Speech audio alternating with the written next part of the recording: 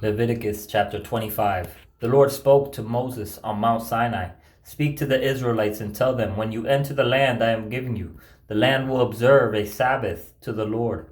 You may sow your field for 6 years, and you may prune your vineyard and gather its produce for 6 years. But there will be a Sabbath of complete rest for the land in the 7th year, a Sabbath to the Lord.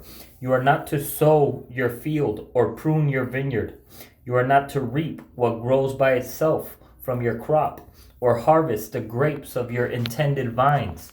It is to be a year of complete rest for the land. Whatever the land produces during the Sabbath year can be food for you, for yourself, your male or female slave, and the hired worker or alien who resides with you.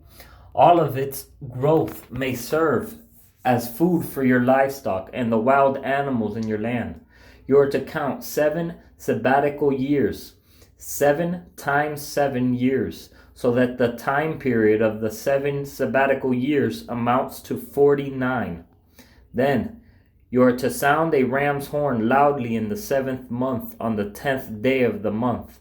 You will sound it throughout your land on the Day of Atonement. You are to consecrate the 50th year and proclaim freedom in the land for all its inhabitants. It will be your jubilee, when each of you is to return to his property and each of you to his clan. The 5th year will be your jubilee. You are not to sow, reap what grows by itself, or harvest its untended vines. It is to be holy to you, because it is the jubilee. You may only eat its produce directly from the field. In this year of Jubilee, each of you will return to his property. If you make a sale to your neighbor or a purchase from him, do not cheat one another. You are to make the purchase from your neighbor based on the number of years since the last Jubilee. He is to sell to you based on the number of remaining harvest years. You are to increase its price in proportion to a greater amount of years, and decrease its price in proportion to a lesser amount of years, because what he is selling to you is a number of harvests. You are not to cheat one another, but fear your God, for I am the Lord your God. You are to keep my statutes and ordinances and carefully observe them, so that you may live securely in the land. Then the land will yield its fruit, so that you can eat, be satisfied, and live securely in the land. If you wonder, what will we eat in the 7th year if we don't sow or gather our produce? I will appoint my blessing for you in the 6th year, so that it will produce a crop sufficient for 3 years. When you sow in the 8th year, you will be eating from the previous harvest. You will be eating this until the 9th year, when its harvest comes in. The land is not to be permanently sold, because it is mine, and you are only aliens and temporary residents on my land. You are to allow the redemption of any land you occupy. If your brother becomes destitute and sells part of his property, his nearest relative may come and redeem what his brother has sold.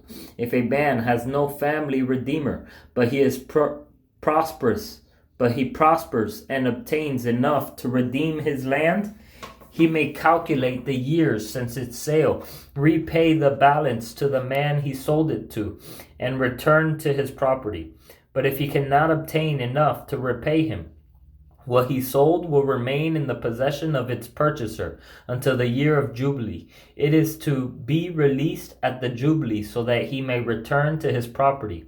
If a man sells a residence in a walled city, his right of redemption will last until a year has passed after its sale. His right of redemption will last a year. If it is not redeemed by the end of a full year, then the house in the walled city is permanently transferred to its purchaser throughout his generations. It is not to be released on the Jubilee, but houses in settlements that have no walls around them are to be classified as open fields.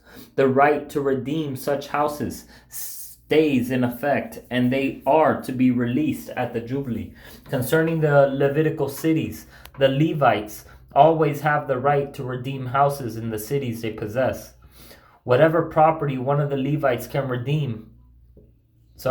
whatever property one of the Levites can redeem, a house sold in a city they possess, it is to be released at the Jubilee, because the house in the Levitical cities are their possession among the Israelites.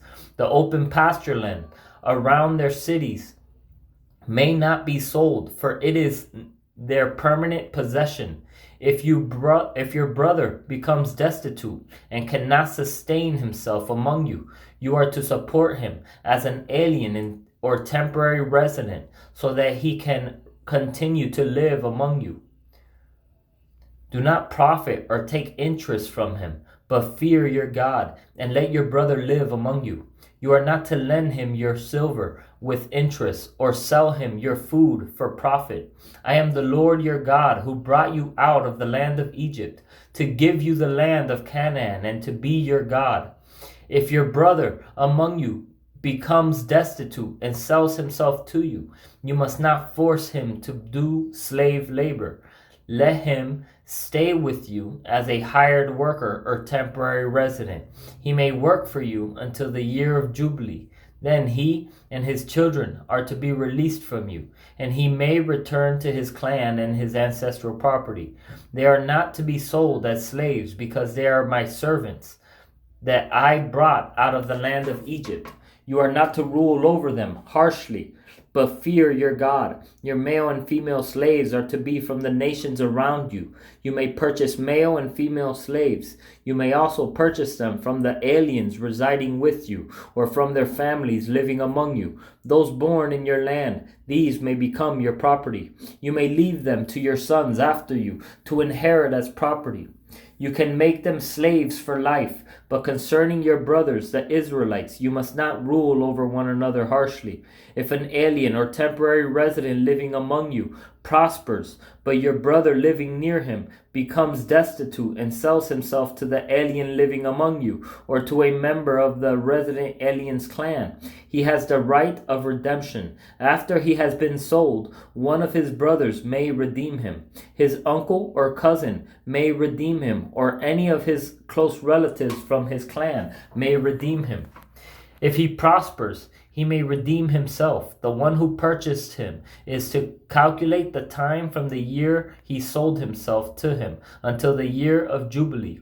The price of his sale will be determined by the number of years. It will be set for him like the daily wages of a hired worker. If many years are still left, he must pay his redemption price in proportion to them, based on his purchase price. If only a few years remain until the year of Jubilee, he will calculate and pay the price of his redemption in proportion to his remaining years. He will stay with him like a man hired year by year. A resident alien is not to rule over him harshly in your sight. If he is not redeemed in any of these ways, he and his children are to be released at the year of Jubilee. For the Israelites are my servants. They are my servants that I brought out of the land of Egypt. I am the Lord your God.